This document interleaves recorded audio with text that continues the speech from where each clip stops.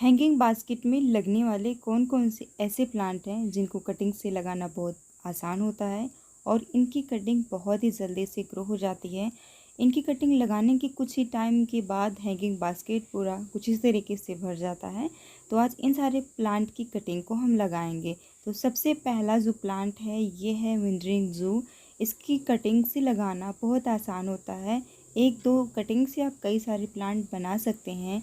Cutting लगाने की कुछ ही टाइम के बाद बास्केट पूरा भर जाती है। इसको कटिंग से ग्रो करना बहुत इजी होता है। इसकी कटिंग को कुछ इस तरीके से तोड़ लेना है या फिर कट कर लेना है।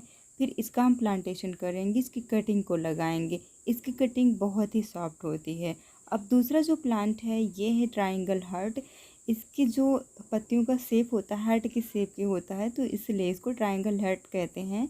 और ये एक सेकुलेंट है, तो इसमें बहुत ज़्यादा पानी की आवश्यकता नहीं होती है। अपनी पत्तियों के अंदर पानी एब्जॉर्ब करके रखता है। तो अगर कुछ टाइम तक आप इसको पानी नहीं डाल पाते हैं तो ये प्लांट सूखता नहीं है, हैंगिंग बास्केट में बहुत अच्छे से ग्रो करता है। तीसरा जो प्लांट है ये है टर्टल वाइन। टर्टल वाइन बहुत ही अच्छा हैंगिंग बास्केट के लिए प्लांट है। कुछ ही टाइम के बाद इनके जो वाइन होते हैं नीचे की तरफ ऐसे फैलना शुरू हो जाती हैं। इनकी ब्रांच बहुत ही सॉफ्ट हो जाती है। अगर कहीं टूट के गिर भी जाती है तो भी ये सॉइल पड़ते ही इनकी ग्रोथ शुरू हो जाती है।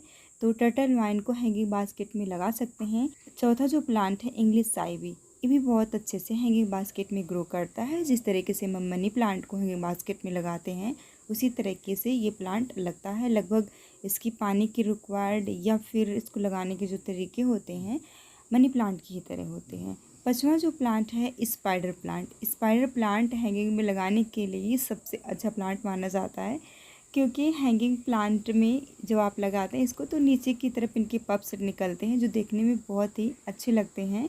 तो कुछ इस तरीके से पप्स से आप पप्स को ले लीजिए, मदर प्लांट से अलग कर लीजिए, इनका प्लांटेशन कर दीजिए, बहुत अच्छे से हैंगिंग बास्केट में लगेंगे। छठवां जो प्लांट है ये है पैंडस। पैंडस बहुत ही अच्छे से हैंगिंग बास्केट में ग्रो करता है। ये लगाने के कुछ ही टाइम के बाद पूरा बुशी हो जाता है। इनकी पत्तियां इसे नीचे की तरफ फैली रहती हैं, देखने में बहुत ही अच्छा लगता है। सातवां जो प्लांट है ये है बोलीवियन। गार्डन में लगाए हुए कुछ ही टाइम हुआ है और ये पूरा इस तरीके से फैल गया है। आप इस प्लांट को जिस भी कंटेनर में लगाएंगे उस कंटेनर का शेप ले लेता है। इसकी ग्रोथ इतनी ज़्यादा होती है कंटेनर से बाहर आ जाएगा अगर नॉर्मल किसी कंटेनर में आप लगा देते हैं तो। वैसे हैंगिंग बास्केट में आप लगाएंगे तो आप देखेंगे कि बास्केट को इस तरीके से ये पूरा घेर लेगा, पूरा बास्केट भर जाएगी और ये बास्केट का शेप ले लेता है, देखने में बहुत ही प्यारा लगता है। अब जो सबसे नॉर्मल हमारे पास ये प्लांट है ये है मनी प्लांट। मनी प्लांट के बिना तो गार्डन अधूरा रहता है। अगर आप इसको हैंगिंग बास्केट में लगाते हैं तो ये बहुत ही खूबसूरत लगता है। वैसे मॉस्टिक पर भी प्लांट बहुत ही अच्छा लगता है, लेकिन जब इसको हैंगिंग बास्केट में आप लगाते हैं नीचे की तरफ इस तरह से लटकता है, देखने में बहुत ही प्यारा लगता है।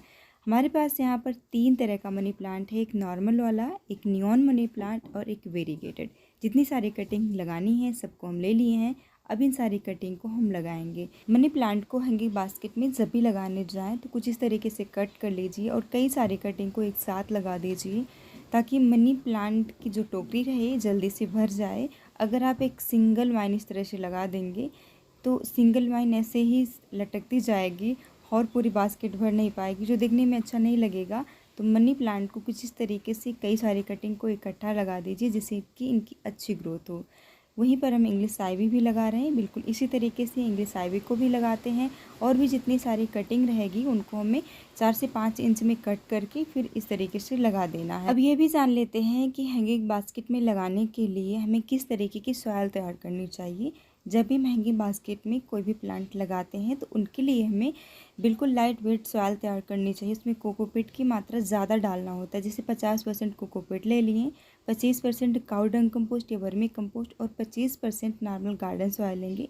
इससे हमारी सॉइल जो रहेगी उनका वेट कम रहेगा, जहाँ पर भी हैंग हम करेंगे ऊपर भार नहीं पहुँचेगा।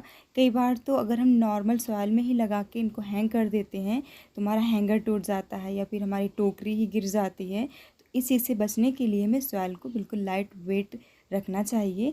और जब भी हमें इनमें पानी डालना होता है तो पानी डालने में हमें आसानी होती है, क्योंकि कोकोपीट की वजह से पानी की मात्रा बनी रहती है तो हमें जल्दी जल्दी पानी नहीं डालना पड़ता है। अगर आपको इस तरह की वीडियो अच्छी लगती है तो इस वीडियो को लाइक कर दीजिए। धन्यवाद।